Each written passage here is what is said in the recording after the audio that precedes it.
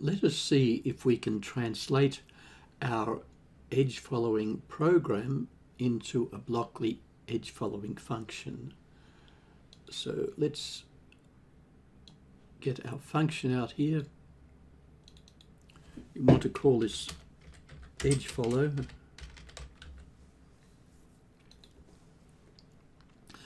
The part which is the edge following is all this blue area, and we can move that out, put that in there.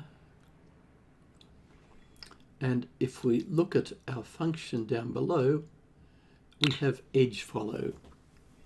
Now, as it was in the previous video, it'll go through and it will loop, repeat through this, repeat while true, do this, repeat while true, and every time it does this complete situation here.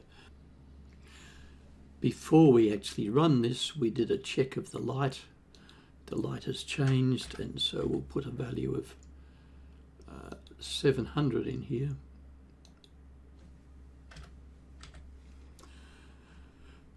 We also found that our robot missed some of the curves, so we'll put a small kickback in here,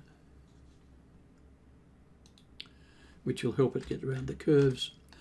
And the other thing is that to stop it shaking itself to bits, we'll slow down the rate of change, the rate of going around the loop, by putting 0.1 second delay in there. So it'll go around just as before, but there'll be a little bit more turn to get around the curves. We'll get a different light value, and it won't go around quite as fast. This will slow it down a little bit and stop our fusion robot shaking itself to bits. Okay, so let's try that.